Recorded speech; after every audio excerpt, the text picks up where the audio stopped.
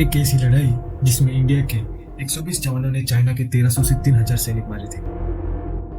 16,000 feet की कैलाश पर्वत की उन पहाड़ियों में जहाँ temperature -30 degree Celsius, oxygen level आधा और जीरो विजिबिलिटी, जहाँ रहना मुश्किल और लड़ना ऑलमोस्ट इम्पॉसिबल था, वहीं पर 18 नवंबर 1962 को एक ऐसी लड़ाई हुई जिसको दुनिया आज द स्टोरी ऑफ 120 बहादुर के नाम से जानती है।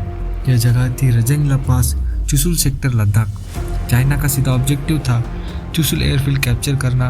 अगर चुशुल एयरफील्ड चाइना के पास आ जाती तो लद्दाख भी इंडिया से छूट जाता।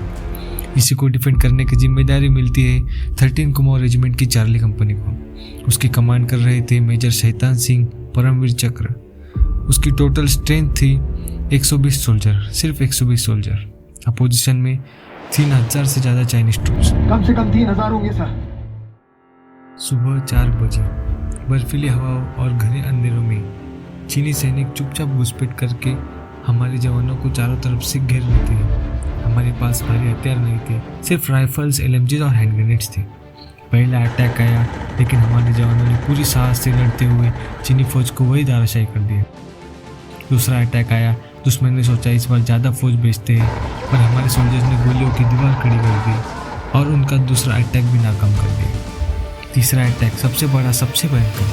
बर्फ की आंधी चल रही थी, दुश्मन चारों तरफ से आ रहे थे, लेकिन फिर भी हमारे जवान 1 इंच भी पीछे नहीं हटे। उन्होंने रजंगला को अपनी आखिरी दम तक संभाल कर रखा। रजंगला की उन कठोर पहाड़ियों पर मेजर शैतान सिंह हर जवान का हौसला बढ़ाते रहे, ठंड, बर्फ, गोलियां की परवाह किए बिना।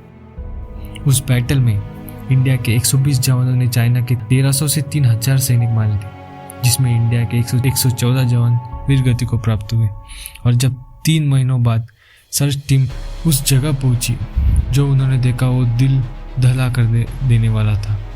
सोल्जर्स फ्रोजन स्टेट में थे, राइफल्स अभी भी फायरिंग पोजीशन में थी। एक रेडियो ऑपरेटर अपना फाइनल मैसेज भेजते हुए ही शहीद मिला। इस बलिदान के लिए मेजर शैतान सिंह को परमवीर चक्र मिला और पूरी सी कंपनी को अहिरधाम युद्ध स्थल का दर्जा। रजंगला सिर्फ एक जंग नहीं, एक अमर कहानी है जो हर हिंदुस्तानियों को पता होनी चाहिए।